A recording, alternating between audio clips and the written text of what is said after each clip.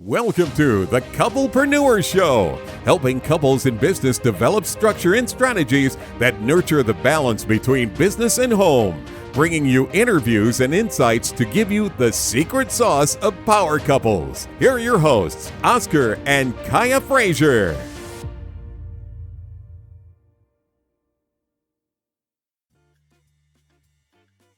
Entrepreneurs, couplepreneurs, people in business, folks that are afraid to get into business. If any of those subjects sound remotely like you, this show is absolutely for you. Today, I'm super excited to introduce to everyone a very special guest. One, we all went to the same HBCU, so it's going to be a lot. Yeah, so it's love today. In addition, I've been following this individual for quite some time, and I've seen some of the great things she's doing. So I cannot wait to get into that. But I know Kaya had already threw a piece of paper over at me already because I forgot about the sponsors. So, you know what, Kaya, if you do your thing. One of these days, I'm going to have you doing the sponsors. Oh, you don't want me to do it. You don't want me to do it. Trust me. Okay, so our sponsors, Talk Shirt to Me. They create all these really cool, dope designs for shirts with nice slogans on them that speak and help you express yourself. Check them out. Grab your shirt at talkshirttome.com. And then we also have Carolina Runners. They are a family-owned trucking company. And for the owner-operators out there that are looking for an authority, make sure you check them out at carolina-runners.com. Oh, wow. Look at you. Look at you. You all out today. All right. So before I go into the actual introduction, let me give some background. And Kai, you may have some input on this as well, Okay. Before we actually introduce her. So in the entrepreneurial space, people come in and they've got varying levels of professionalism, right? Correct. In some instances, they may be, new to having to work with a public-facing kind of scenario, like if they're in retail or something like that. And then in some cases, you have some folks that are coming from corporate, right? And so sometimes coming from the big businesses down to small micro levels is a little bit, it's different, right? Because you can't have the same jargon when you walk into the room, things are different. Even the interaction is different, right? Absolutely. So whereas, in the corporate space, it might have been very cut and dry and straight to the point. When you're starting out your own business, you have to be more interfacing and in the customer's face and talking to the customer and doing a lot of that relationship building as well. Right. I remember a funny quick story. This was, Kai, you know the story. I probably told it to people 1,000 times, but it's probably new to our listenership. So when I first got into corporate, so let me take 2 steps back. When I was in college, I was already working for Bank of America for 3 years as a project manager. So that was from 2000 to 2004. Okay. Now, when I first got out, I moved to the Norfolk, Virginia area, and I had this project that required me to go out to Orange County, California. Okay. Now, mind you, in college, sometimes you don't always learn etiquette and professionalism and how to conduct yourself. Yeah. So I go out to Orange County, California, and we're at this dinner table, and it was a white star, 5-star, restaurant. I had never been to one before. Uh-huh. And so I remember just like fumbling around at the table, trying to figure out what I need to do first. Which one is my bread? Which forks. Which drink would I drink with the water? Which one is mine versus the next person sitting beside me? All these things. I remember just sitting there trying to watch everybody else, right? Oh. And because I didn't know, I really didn't know this stuff. And so fast forwarding years to now, to have someone who is actually providing this level of information, and we're not just talking about etiquette, we're gonna get into a whole bunch of stuff with the special guest, but that was something that was so real to me. I remember that vividly. I always tell that story whenever I'm mentoring people right now. So without further ado, let me introduce to everyone Coreea Antoinette. Miss Coreea, how's it going? Hi, it is going great. Your story is definitely a story of a lot of people. I'm telling you. I hear you. So I hear that you are the self-proclaimed go-getter. So if you can walk us through like who you are, what you're doing, and how do you help entrepreneurs or people that are in business? Absolutely. So I am Coreea Antoinette. I am a refinement and etiquette coach. What does that mean in the grand scheme of things? That means I help professional women, especially, learn to attract those high-end clients and even mates on their social side of things through social etiquette and just refinement training. So I'm helping you take what you already have, understanding how to package it, and it gives you more confidence by really trusting your ability to do something correctly. Yeah. Outstanding. Mm-hmm. Yeah. Makes a ton of sense. So what was your motivation behind that? Because if I remember you correctly, I think you were Miss Freshman Class, Miss Sophomore Class, and became a university queen. So I'm just curious, was this something from the upbringing, or is it something that you landed into? What was your start? It was kind of a mixture of both. I would say that I had a pretty humble upbringing. I'm from the South, from a super small town. Grandparents had a large hand in raising me, and, they gave me all that they had, right? All that they knew, they gave it to me. Wanted me to get an education. I went to college, and because I was from such a small town, I took advantage of every opportunity that I could in college. So it definitely, my eagerness and my ability to want to be involved helped me take advantage of those opportunities. But what I started to learn as I moved up the ranks was that in addition to your eagerness and just your ability to want to be involved, there's additional skill sets that you need to really take advantage of these opportunities. And it wasn't until I was in an opportunity or a space where I didn't know that I realized, wait a minute, there's some things I don't know. I have to figure this out because I don't want to feel this way again. So it transpired from there. It's that nervousness that you, like Oscar was explaining at the table, you're like, oh my God, like, what do I do? And oh wow, we differently because I don't know this, Yeah, absolutely.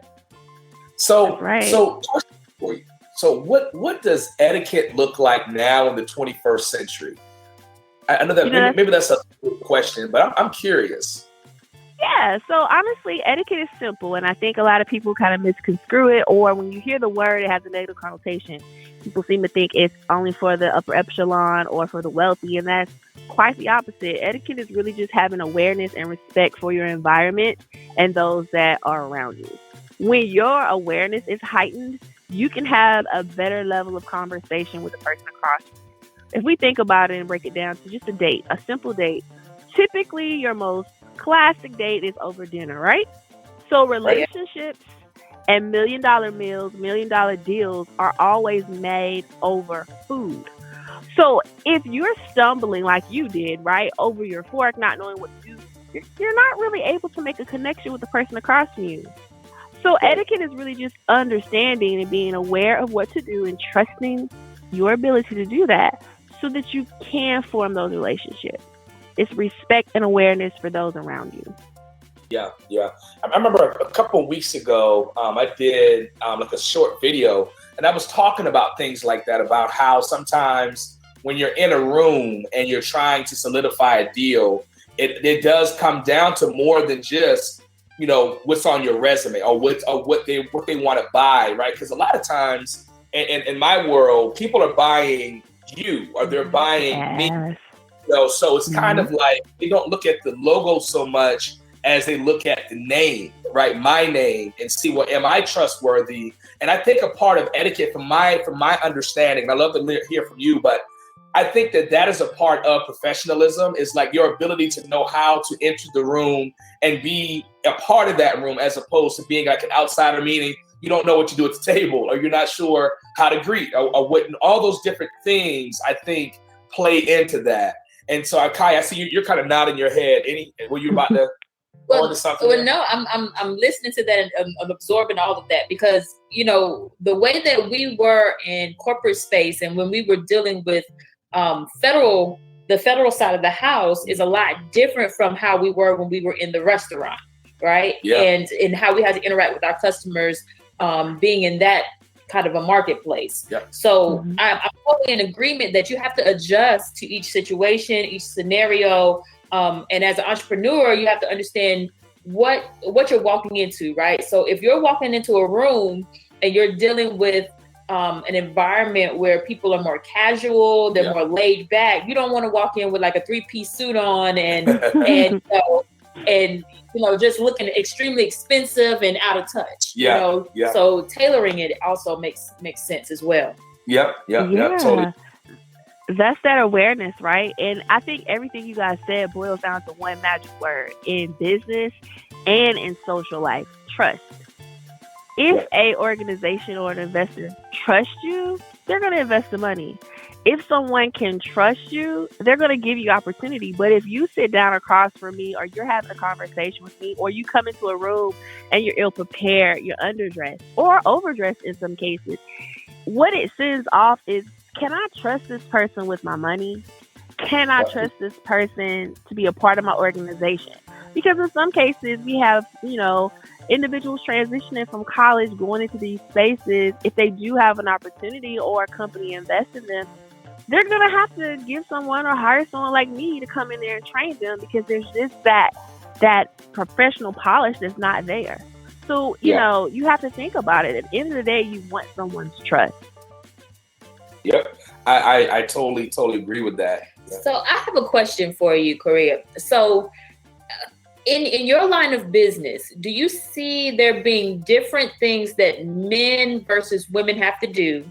And then if that's a yes or a no, like what are some of those things that you're seeing that have to be tailored differently depending on like sex, I guess you could say? Mm-hmm. I'm going to start with the business side of things to that question. In business, I think people kind of get things misconstrued. They look at chivalry as a part of it, like, they expect that guys in the boardroom or gentlemen in the boardroom are going to be a certain way, when honestly, business is not about that. Business is about hierarchy. So you have to understand hierarchy in business. And if you understand those elements, then you'll understand more of how things work in the business world. So if you come in there with a certain eye that, you're going to be more of a social environment, then you're going to be in a little bit of trouble. Because unfortunately, in some cases, females get lost in the shuffle because they're not able to really use, I would say, all of the power that they possess. They're kind of going in there and not necessarily able to showcase their voice, or feeling as if they have to take on more masculine traits to survive, when honestly speaking, if you just know the rules of engagement in business versus maybe just the social world of how you handle things with your friends or outside of corporate America, you would be better adjusted in those environments. So yes, I think if you understand things work more on a hierarchy scale, who's in charge, titles, honorifics on the business side, it'll help you flow. Things look a little different on the social realm of things, how we are attracting significant others, etc. So I guess to answer your question, that's a yes. Things work differently for males and for females in those spaces. Absolutely. And one of the philosophies I know that you sent over to us, and I say this in quote, there is a time and place for everything. Be who you are and know how to be. Right. I think that's an excellent summary of a situation like that you two are talking about right now, for sure. Yeah. Yep. And so now let's get into confidence. And, one of the things that I have witnessed in my early career was sometimes walking into the room, being this little, I wasn't little, heavy set black guy walking in from, an HBCU, still had a country accent from Charleston, Geechee accent from Charleston, South Carolina, and trying to just figure out ways to exude confidence, right? And then I started thinking about, well, what does the self-esteem aspects look like, right? And so I'm interested to understand, in your line of business career, have you seen situations where people are kind of mixing up self-esteem versus confidence? Absolutely. There's a generational gap right now, and I feel like I'm kind of in the middle of filling that gap. What do I mean by that is, I think the generations before us had a mentality of you earn respect. Generations now are like, I should just be given respect off the gate. And I think it's a fine balance between the two. And when people speak about confidence versus self-esteem, when it comes to those things, what I like to tell people is there's a difference between the two. you can definitely have high self-esteem. When you have high self-esteem, it gives you confidence. But you can't have high self-esteem without confidence. And what I mean by that is confidence is situational, right? So if you were to tell me I'm going to be in a rap battle today, right now, I'm probably not going to be confident because I'm not a rapper by any means.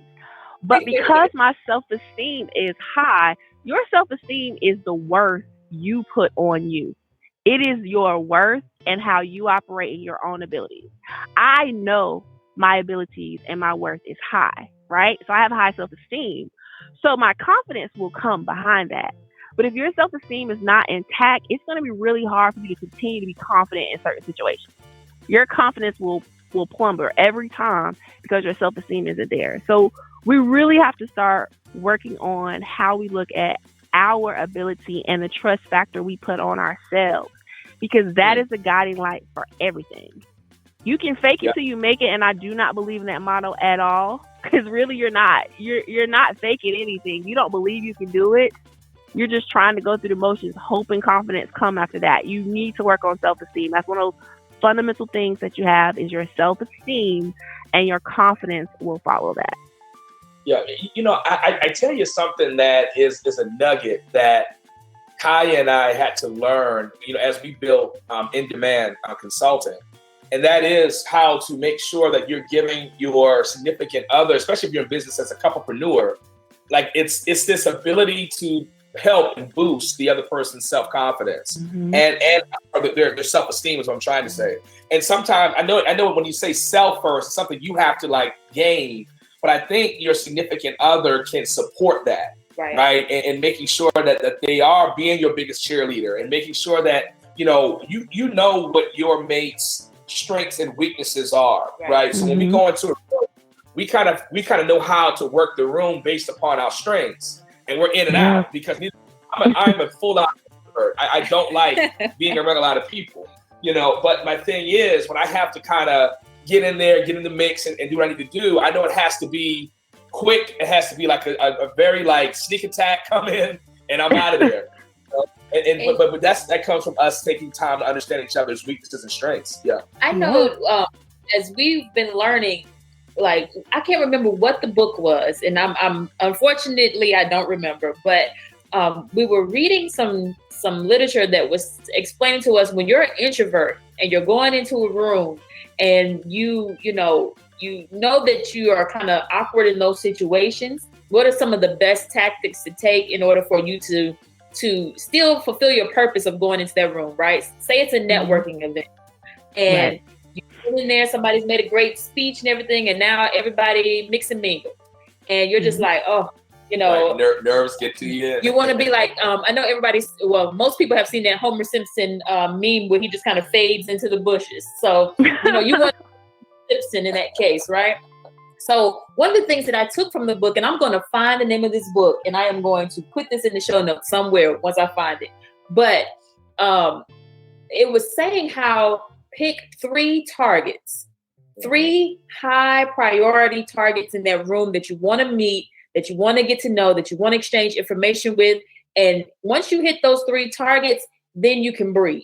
But single out 3 people that you definitely want to engage with and go for it. And then sometimes that can help you start to work through being an introverted person as well. Not to mention, I think on the confidence side, it's going to help you some because now you're not overwhelmed. Right. Because when you walk into a room, now it's kind of like we do it so often, I guess we're just kind of used to it. Yeah. But I still get nervous when I'm walking into a room with a lot of people, even if I may be the person speaking, or I might be the person that is everyone's trying to meet. It's still one of those things where it's like when I walk in, I'm still nervous. I'm still kind of, okay, I know I have to do this. Let me just get it done.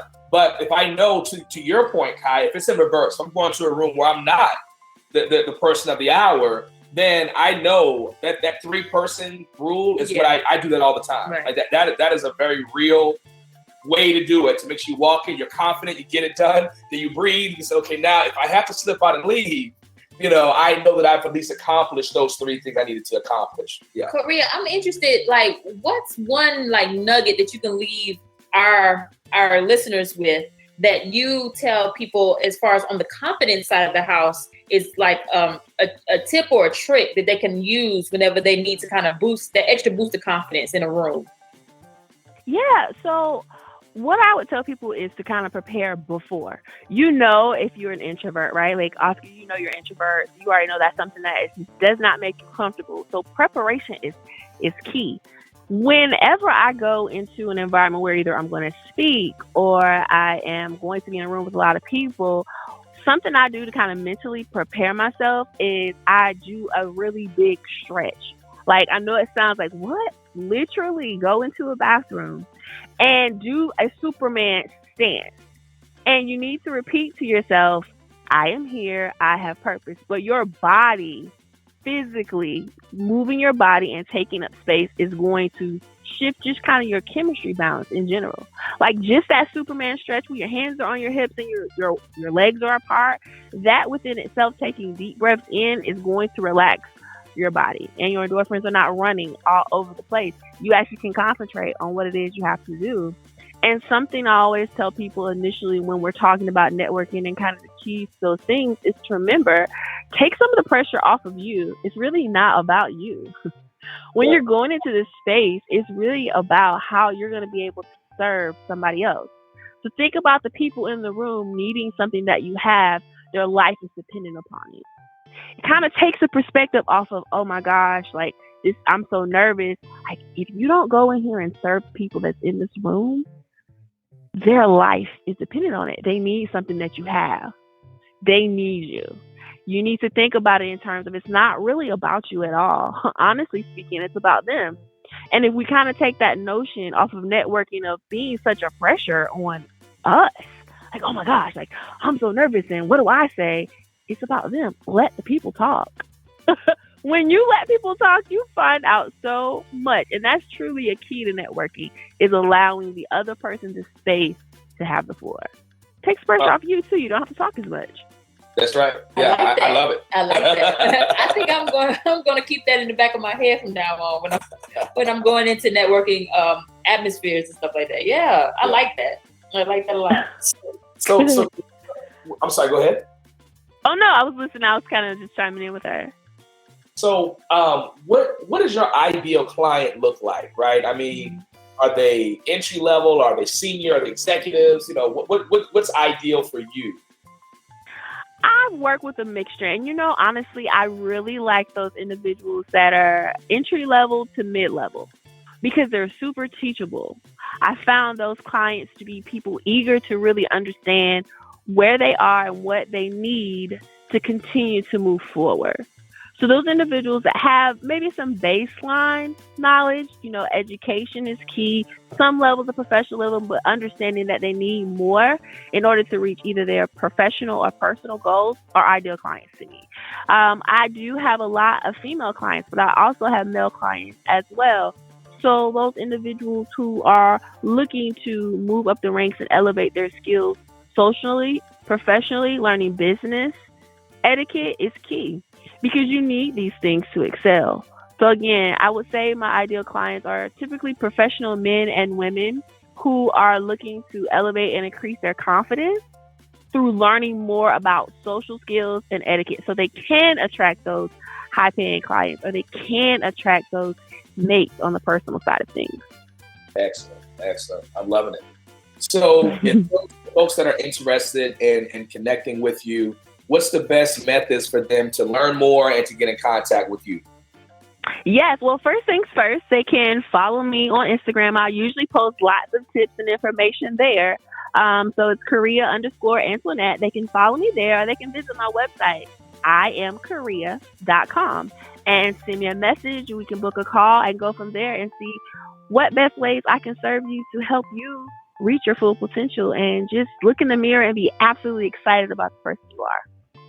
Love it. Yes. So that's www.IamCoreea.com. Loving it. That's right. We'll definitely put that onto the show notes and make sure that everything is on there. This has been great. Yeah. This has been fun. I think I'm walking away with some nuggets. Yeah. Wait till I go into the room. I'm just gonna start looking at people and let them just talk. I'm not saying anything. You know what? It's the funniest thing because I I've always I know for me, even in college, it was like, back you got to have your cards, you got to have this. And it's like, you walk in here and it's like, you got to try to remember all this stuff. But at the end of the day, there's certain pieces when it comes to attire to be memorable. And honestly, it's usually the quieter people that are in the room that have more leverage. People don't understand that, though. Just let people talk.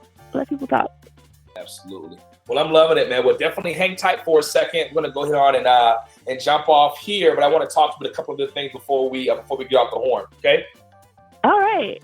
Well, thank you again. This has been great. Thank you guys so much. Thank you. All right.